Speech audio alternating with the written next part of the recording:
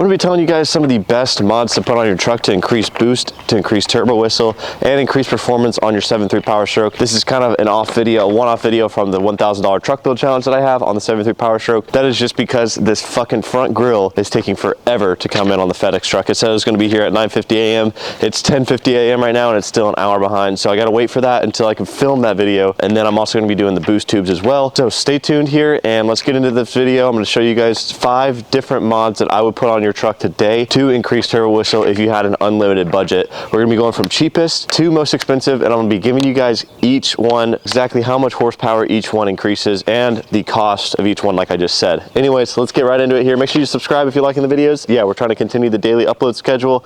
So let's dive right into this one.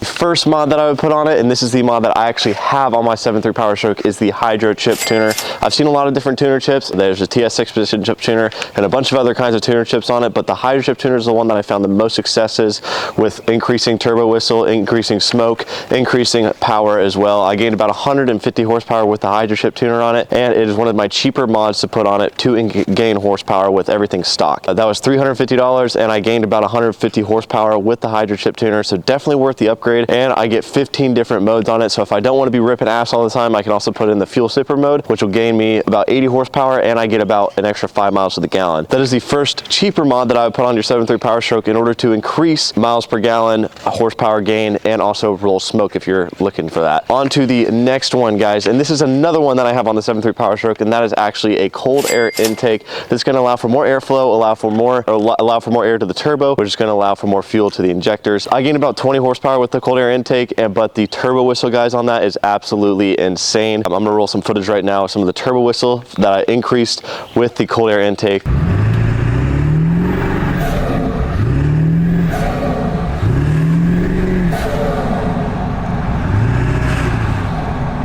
Guys, the turbo is absolutely insane, as you guys just heard there. I get a lot more power too, guys. I get about double the power.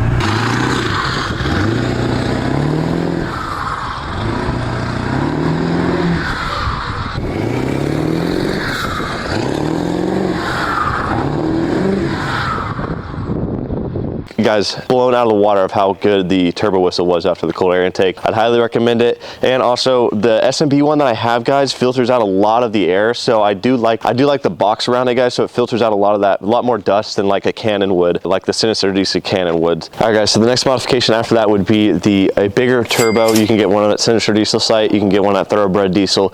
A lot of them do a bigger turbo for the 7.3 Powerstroke. That's gonna increase a lot more airflow, guys. This is one that I would recommend if you're looking to spend some money on it. The S&B cold air intake was about 350 bucks.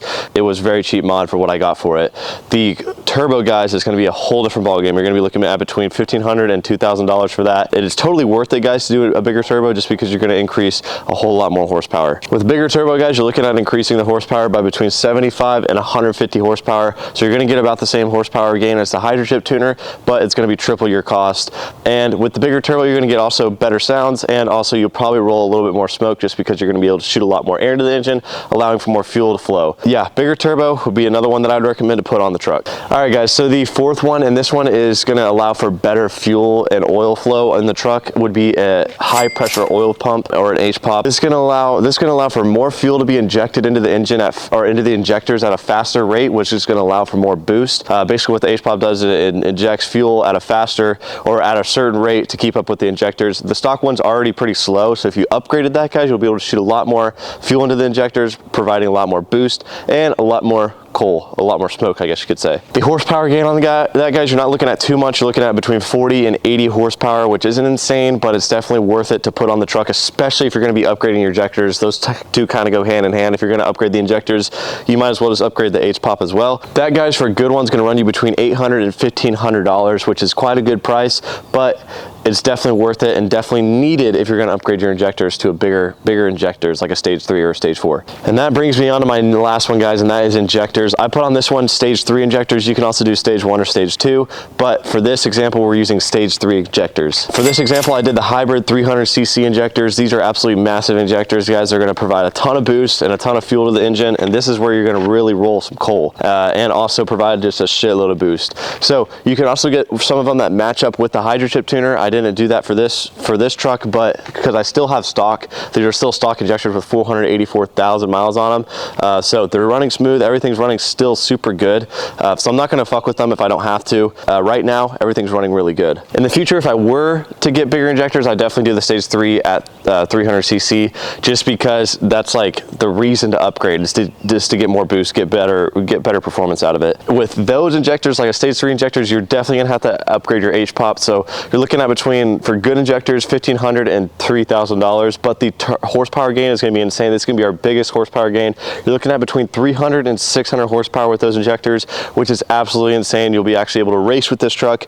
If you're gonna do that, maybe put some street tires on it. No, I'm just kidding, guys. Yeah, so those are some of the 5 mods that I put on it, on your 7.3 Powerstroke, to increase turbo whistle, increase horsepower gain, increase black smoke, whatever you want, performance on the 7.3 Powerstroke. That is what I would recommend to put on it. So that being said though, guys, that'll conclude this Powerstroke Central video. Thank you guys for watching. I just wanted to run down on a quick one for you guys, just because I have been getting a ton of questions, a ton of DMs on this kind of stuff, like what would I put on the truck if I was looking to gain horsepower, gain turbo whistle, and roll some smoke. That is what I would do. Anyways, the $1,000 truck build challenge is coming back at you tomorrow. I'm actually leaving up for College Station here in the next couple hours or so. If the front grille is not here, guys, I'm just gonna leave without it, just because it's taking for fucking ever. It's pissing me off so bad that this front grille is not in here.